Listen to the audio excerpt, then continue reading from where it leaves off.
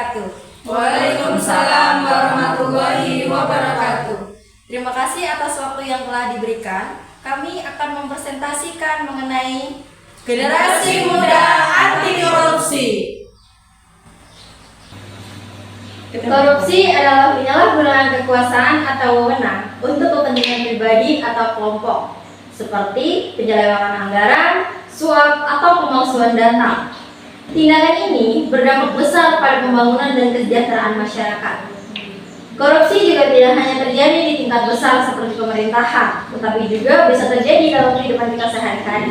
Misalnya, ketika kita menyalahgunakan uang kas kelas, bendahara kelas menggunakan uang kas untuk keperluan pribadi tanpa izin dari teman-temannya. Hal ini sudah termasuk ke dalam tindakan korupsi. Kemudian, pemalsuan data.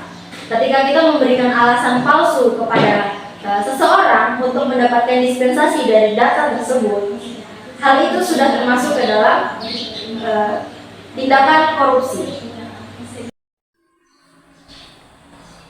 Jadi, korupsi pastinya memiliki dampak yang sangat berpengaruh dalam kehidupan bermasyarakat ataupun individu, seperti menghambat pembangunan. Contohnya, ketua OSIS menyalahgunakan dana kegiatan sekolah sehingga acara yang direncanakan tidak terlaksana.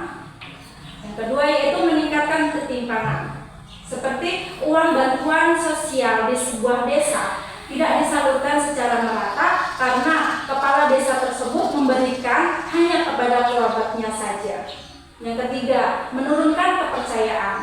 Jika seseorang tenang atau seseorang sering menipu, maka lama-kelamaan orang lain tidak akan mempercayainya lagi.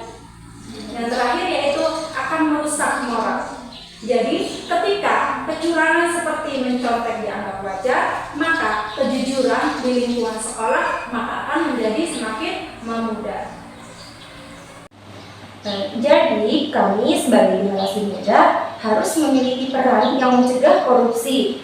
Misal, menolak kecurangan. Nah, ketika seorang siswa menolak ajakan mencontek saat ujian, meskipun banyak teman yang melakukannya, kemudian berani melapor. Nah, jadi kita harus berani untuk melapor tindakan guru yang meminta pungutan liar untuk nilai tambahan ke pihak sekolah atau ke wali kelas. Lanjut, edukasi publik. Membuat konten di media sosial seperti Instagram atau TikTok, dan pentingnya kejujuran dalam bahasa korupsi.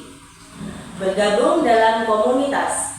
Ikut serta dalam kegiatan organisasi pemuda yang mengajarkan integritas seperti komunitas peduli anti korupsi.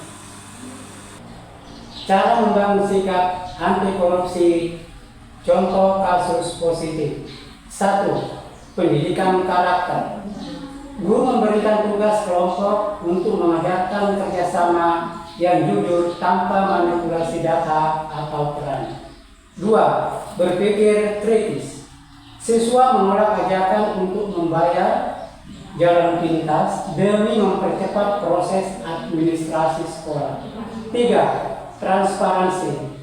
Bendahara kelas membuat laporan keuangan rutin yang jelas dan mudah dipahami teman-teman sekelasnya. 4.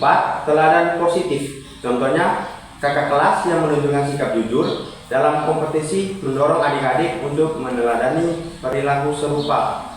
5. Teknologi untuk transparansi. Contohnya, menggunakan aplikasi pencatat keuangan digital untuk mempermudah pencatatan kas kelas agar semua siswa bisa mengakses dan memantau penggunaan data.